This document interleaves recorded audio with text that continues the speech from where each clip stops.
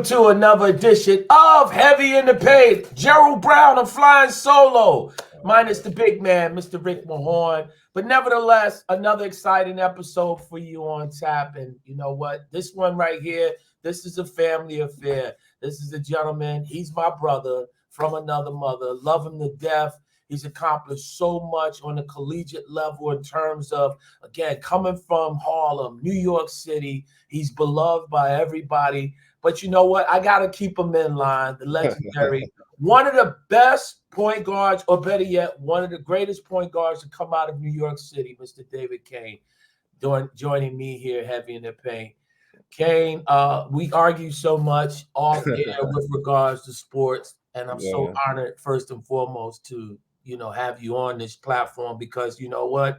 It's you that really was a part of this basketball journey for me, living vicariously through you, seeing all the success that you had going from middle school, going to high school, being able to be one of the elite point guards coming out when you had Bob Hurley, Kenny Anderson, and yourself and stuff. And yet, obviously going to St. John's and seeing this amazing run in your senior year, does it still blow your mind in a sense how people still respect you and how much still admiration you get from the game of basketball, even to this point?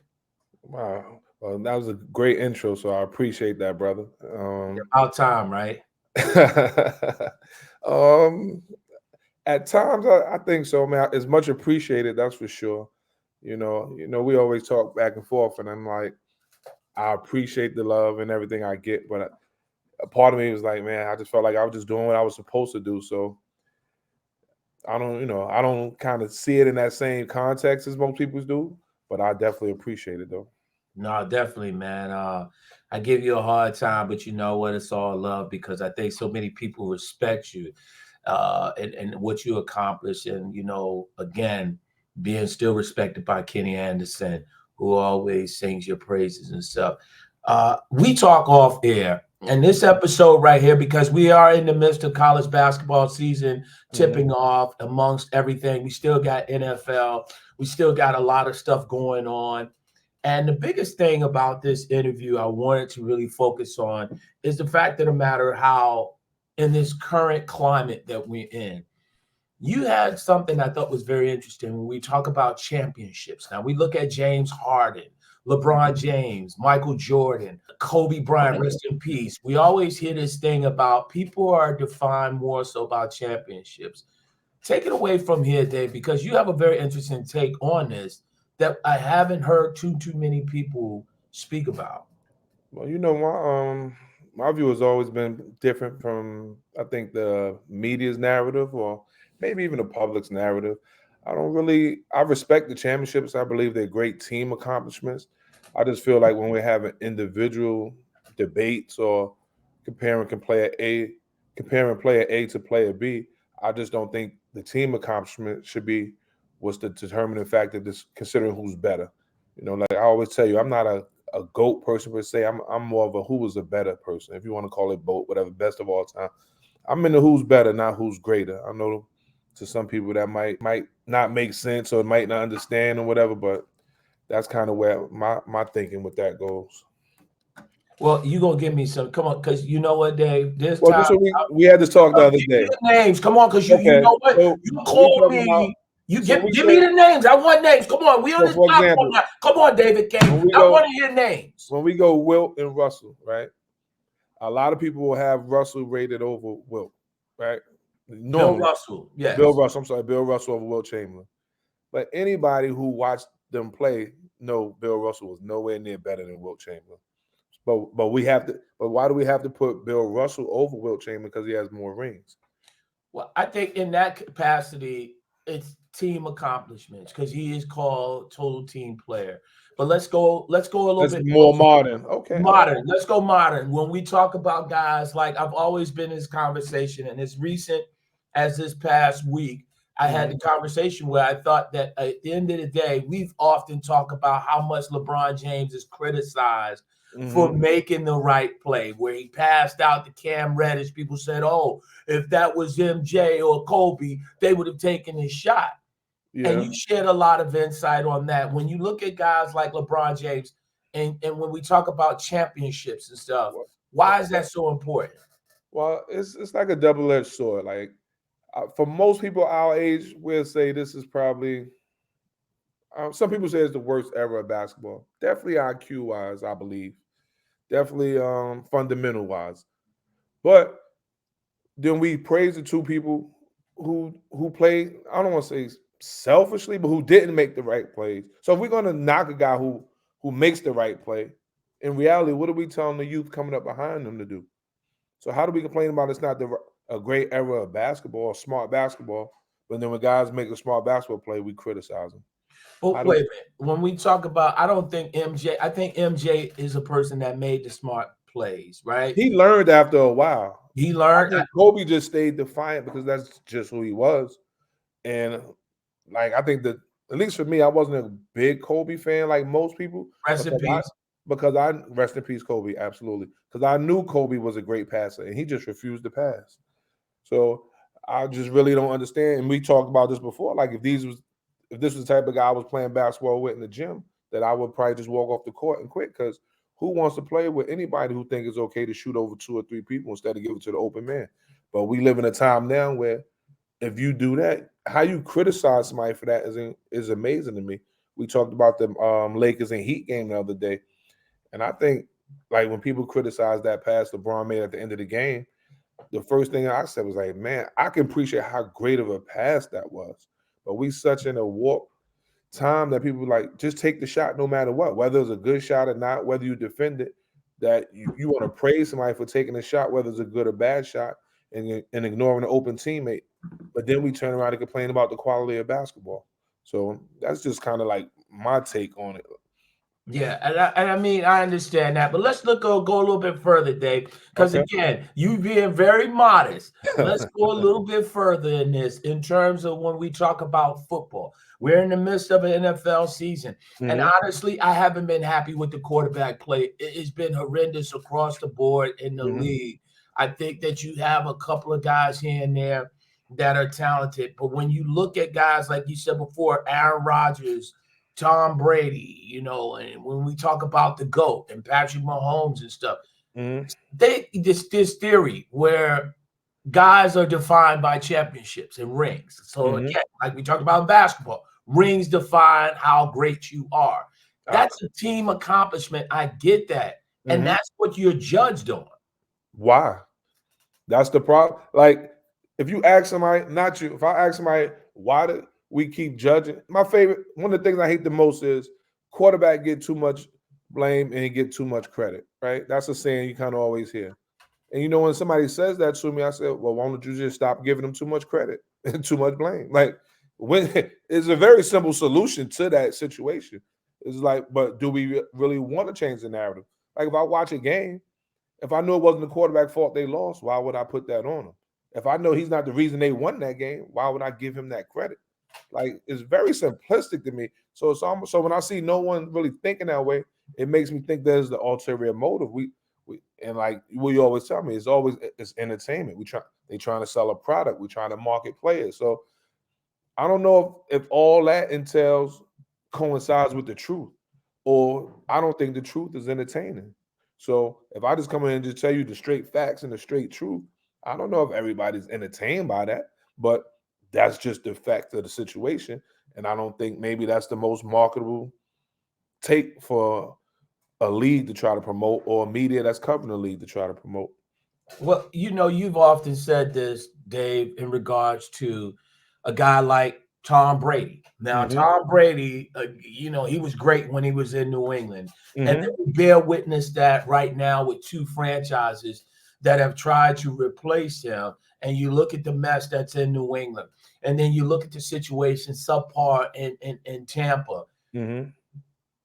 I often thought like you, but I witnessed a man that came in and changed the culture of a franchise in Tampa and taught them how to win along with a coach Well, and well, organization.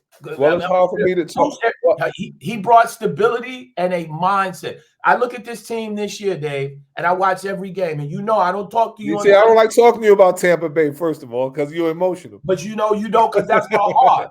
But I the thing, know, but the thing about it is when I look at what Tampa is doing this year, they cut down on a lot of their penalties offensively last year. To this year, they're one of the top teams and stuff where they're averaging almost about 7 to 8 penalties per game.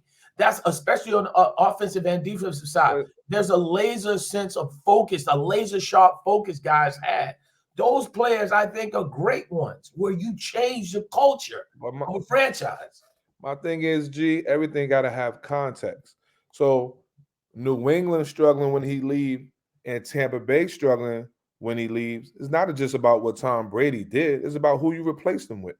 So I don't care who you are, whatever quarterback. If you don't get a competent quarterback to come in behind him, you're not going to win.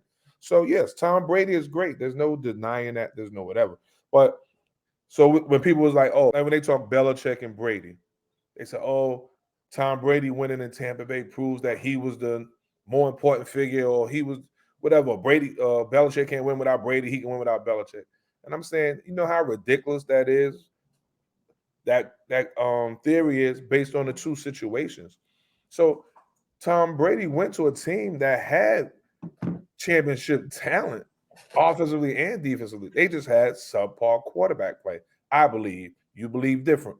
So same thing with New England. If New England, who's had Mac Jones since Tom Brady left? Why would I expect Bill Belichick to win with Mac Jones? And you can't even judge their two situations because they're totally different. Now, if Bill Belichick had what Tampa Bay had and couldn't win, then we would have an argument. But if Tom Brady goes to a better situation and he's in a better situation than Bill Belichick is in, why would I use that as the determining factor to determine who was more important? Mm-hmm. Let's switch over. David Cain joining me here in Heavy in the Paint. When you look at the NBA game right now, what are your overall thoughts of today's NBA game? You mentioned about the IQ. Yeah, I'm not the biggest fan of it. It's just and everything has just changed. It's just a different game right now. So just a lot of threes. Like we're talking, I'm just like everybody got the green light. I watched the fourth option get a rebound, come down, and pull up from three with no pass. Defensive rotate. Like I'm just not a fan of the game. We talk about, just for example, for people who might be listening, when Golden State and Boston was in the championship, and I'm just like the whole fourth quarter, the deciding game, and Boston keeps switching Horford on the Curry, not sending no help, and I'm like, and Golden State ran the same pick and roll for the whole probably the last 6 minutes of the game, and I'm like, no, we just gonna not make an adjustment. Like me and you don't have to be an NBA coach to know switching Al Horford on to Steph Curry and leaving him on the island is not going to work out in your favor. And I'm just like, it's not going to. And I'm surprised because I thought Udoka did a great job that year besides that series, but it's just little things, rotation, fouls. I'm just not a fan of the game too much right now because whatever level of success I had was more mental, a high IQ for the game more than it was talent. So when I watch the game now, and it's way more talent, but it's way less IQ. So it really doesn't really work for me that much. Well, Dave, you look at it when you played at St. John's and obviously moving around and stuff, you look at the traditional point guard, with the exception of Chris Paul, it's become so much of an offensive league that if you score somewhere around 14 to 15 points a game, let alone 20 points, hell, you get paid. Fred VanVleet is a primary example of that, of the Houston Rockets. When you see guys, so it's a situation where the league has moved on from past first point guards to more or less, we got to have at least 4 to 5 guys perimeter wise that can shoot, that can score, and put up as many points as possible. Well, I'm cool with that. I don't have a problem with the changing of the point guard from traditional to scoring. That's not really an issue because if you can do it, you can do it. My problem is a lot of people got the green light to do things that they're really not capable of doing. So, like, this guy's maybe average shooters at best, maybe, I don't know. And they're getting up 6, 7 threes a game.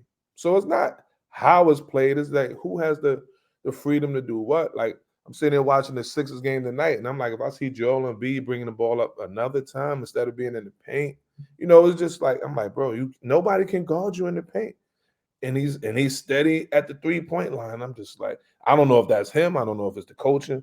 I don't know who to blame for it, and it's just like everybody. I don't know. It just looked like a pickup game, to be honest with you, and everybody get to showcase whatever they can do. And at least the regular season, let me say that. At least the regular season. I think because if it was the good quality, it wouldn't be such a contrast between the regular season and postseason if it was really good basketball going on all along. Maybe it's the effort. The defense, I'm kind of torn on that because sometimes some nights I'm like, damn, guys ain't playing no D. And then when I do see guys play D, the refs are killing them because all the rules is just geared towards the offense. So offensive player can just run into a defender if they both moving, and there's always gonna be a foul on the defender. So sometimes I'm like, I see why guys are not playing D because you really can't really lock in on nobody without a foul being called for the most part. So it's catch-22 on that one. When you look at the college basketball season this year, and you're looking at obviously it's just kicking off, the overall thoughts of the college game in terms of as you look at it. I mean, I've had some concerns about it because I think it's trying to emulate the NBA, and I think at the end of the day, the fundamentals are kind of been pushed to the side, so it's all been replaced by more so athleticism. Everything is athleticism. I don't think that there's a heavy concern and skill development. And really, obviously, it's all driven by the fact of the matter is, listen, coaches don't have no time to really teach. We got to win. That's the bottom line. We got to win. But what level should that skill development be coming at? I guess it would be my question because you just always gonna you always continue to learn, Dave. It's never a situation where you come in, you're a finished product. You're not a finished product, but how far? Like I went to 2 college practices this year. I went to St. John's practice and I went to Syracuse practice, and it's like, and I'm watching the stuff that has to be taught, and I'm saying to myself, I was teaching my 6th graders this. So I'm like, so how much time should a college coach really have to put into saying you don't know defensive rotations, you don't know to talk on the floor, you don't know to cut the baseline? I mean, this is to me is basketball 101, but obviously it's not because we got guys 18, 19, 20 years old, and this is still what has to be. When I was in school, we didn't spend time on stuff like that because guys kind of came in knowing that. So I don't really know. Like, are we backtracking to the high schools? Are we backtracking to the AAU? I mean, I just watched Syracuse and Colgate tonight. I'm glad Syracuse came back and won for the record. They was down 20. But Colgate, like you say, sometimes the smaller, less talented schools play a better brand of basketball. And I'm like, well, why is it so hard to get talented group to play a good brand of basketball?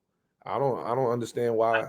I think that clearly one of the things, Dave, that when I look at the landscape of just everything, and especially college basketball, is the fact of the matter is the transfer portal.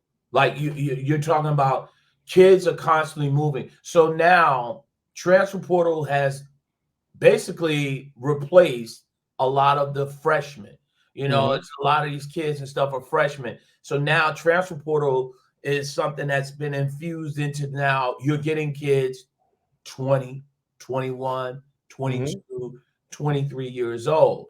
And does that mean the older you are, the more experience, the skills should be a good thing, right? Should be more experienced. But I think the fact of the matter is, you're right. You can have a school like Colgate where there's more, again, maybe the IQ, maybe whatever it may be. You know what it is? It's pretty much chemistry.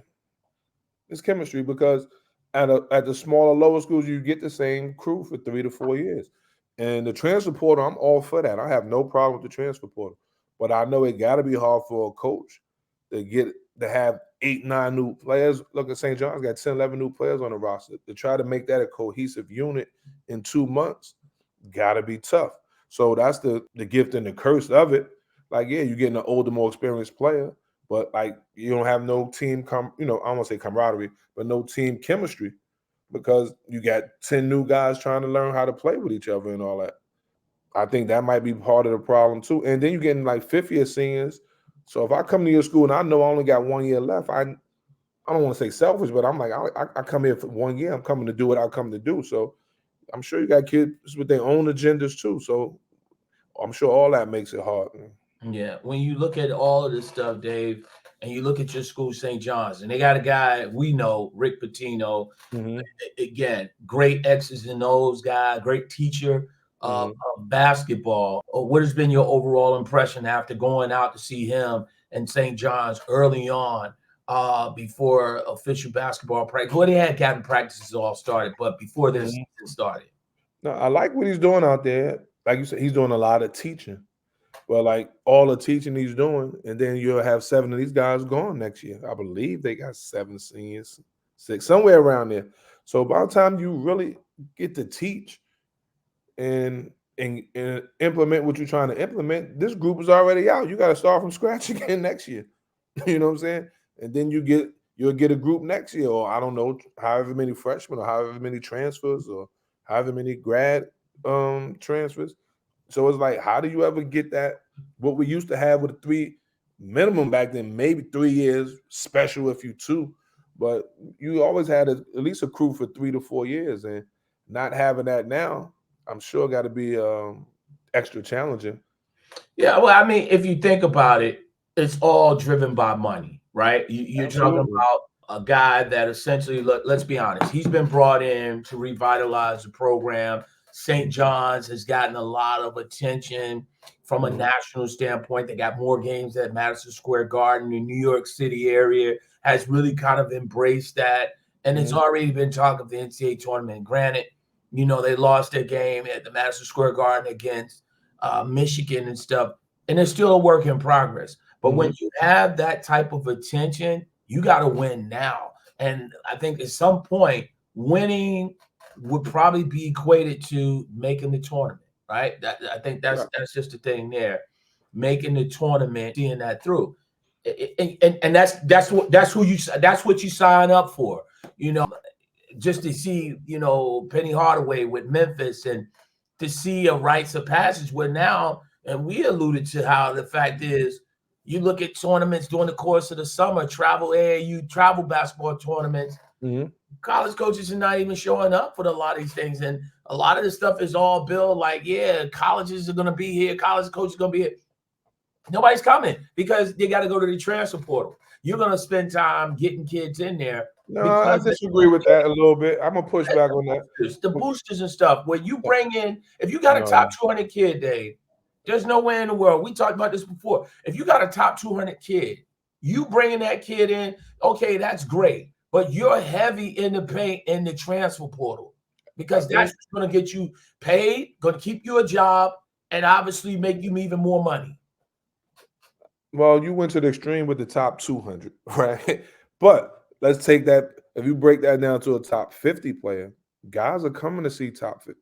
Like when I was in, we was at the tournaments when DeJuan Wagner and that group was playing.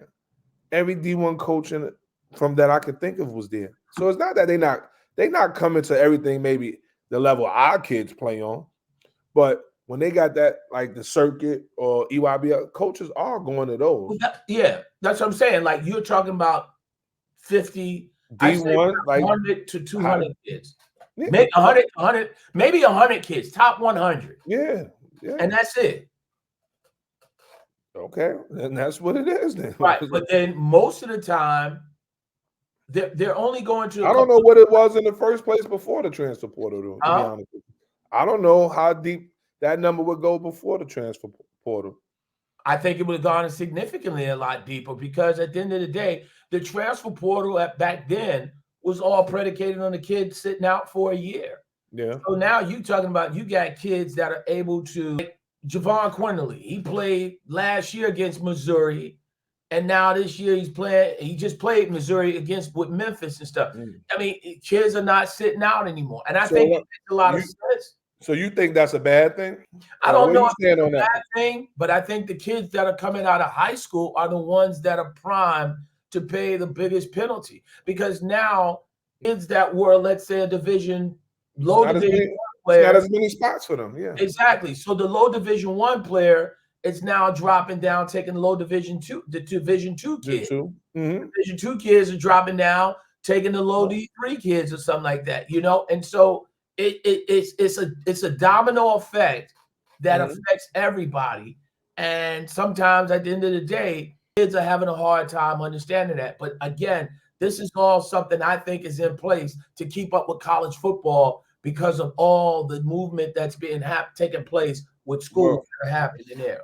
How is that keeping up with college football? Well, I think at the end of the day, because at the end of the day, with college football, because of the movement of schools, look, Oregon and USC, UCLA changing conferences, and they're going around the different conferences. So I think a lot of that stuff is really interesting.